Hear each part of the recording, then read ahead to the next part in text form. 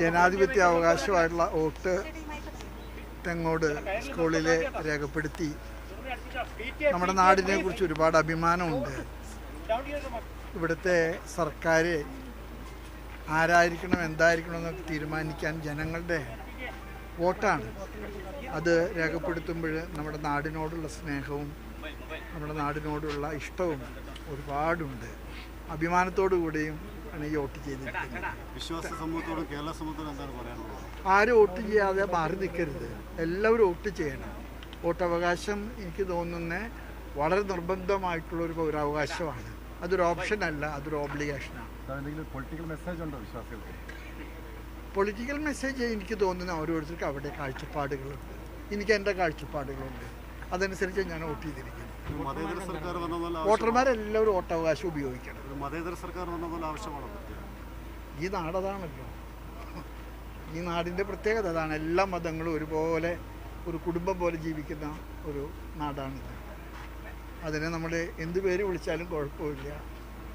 എല്ലാവർക്കും ഒരുപോലെ തുല്യത കിട്ടുന്ന, എല്ലാവർക്കും സുരക്ഷിതത്വം കിട്ടുന്ന ഒരു നാടാണിത്. ആ നാടിൻ്റെ സർക്കാരും അങ്ങനെ തന്നെയായിരിക്കും. തെരഞ്ഞെടുപ്പ് പ്രതിഫലിക്കുമോ? ഈ മണിപ്പൂർ വിഷയമൊക്കെ പ്രതിഫലിക്കാൻ സാധിക്കും? അതൊന്നും നമുക്ക് പറയാം, അത് വോട്ടർമാരോട് ചോദിക്കണം. വോട്ടർമാരെന്താണ് അതിലൊക്കെ കാഴ്ചപ്പാട് എന്നുള്ളത് അവരോട് ചോദിക്കും. പ്രത്യേകമായിട്ട് പറയാനില്ല.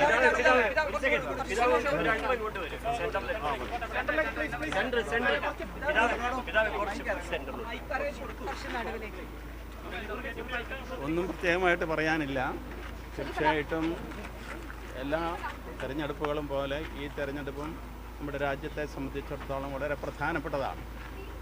ഭാവിയെ സംബന്ധിച്ചുള്ള ഒരു തെരഞ്ഞെടുപ്പാണ് നമ്മൾ നടത്തുന്നത്. എല്ലാ വോട്ടർമാരോടും അവരുടെ അഭിപ്രായം പ്രകടിപ്പിക്കുന്നു. അതിനനുസരിച്ച് നമുക്ക് പുതിയ സംവിധാനങ്ങൾ ഭരണത്തിൽ ലഭിക്കും. അതനുസരിച്ച് രാജ്യത്തെ നമ്മൾ സഹകരിച്ച് പ്രവർത്തിക്കണം. നാം എല്ലാവരും സമത്വമുള്ള, ഒരേ അവകാശമുള്ള, സ്വാതന്ത്ര്യമുള്ള പൗരന്മാരാണ്. നമ്മുടെ ഉത്തരവാദിത്വം നമ്മൾ നിർവഹിക്കുന്ന ഏറ്റവും പ്രധാനപ്പെട്ട ഒരു കർമ്മമാണ് ഇലക്ഷൻ എന്നുള്ളത്. അത് നമ്മുടെ ഇലക്ഷന് ശേഷമുള്ള രാഷ്ട്രത്തിലെ പൗരന്മാരെന്നുള്ള പ്രവർത്തനങ്ങളിലും പ്രതിഫലിക്കണം. അത് മാത്രമേ എനിക്ക് പറയാനുള്ളൂ. എന്തോ ക്രൈസ്തവ വിഭാഗത്തിനൊരു പക്ഷം കാണുമായിരിക്കുമോ? ഈ ക്രൈസ്തവ വിഭാഗത്തിൽ നിങ്ങൾക്കറിയാവുന്നതുപോലെ മറ്റ് വിഭാഗങ്ങൾ പോലെ തന്നെ ജനങ്ങൾ പ്രബുദ്ധരാണ്. അപ്പോൾ അതുകൊണ്ട് നമ്മൾ ഒരു വിഭാഗത്തിൻ്റെ അഭിപ്രായം എന്നുള്ള രീതിയിൽ പറയേണ്ടതില്ല. എല്ലാവരും എല്ലാ വിഭാഗങ്ങളുടെയും പുരോഗതിക്ക് വേണ്ടി, നന്മയ്ക്ക് വേണ്ടി പ്രവർത്തിക്കേണ്ടവരാണ്.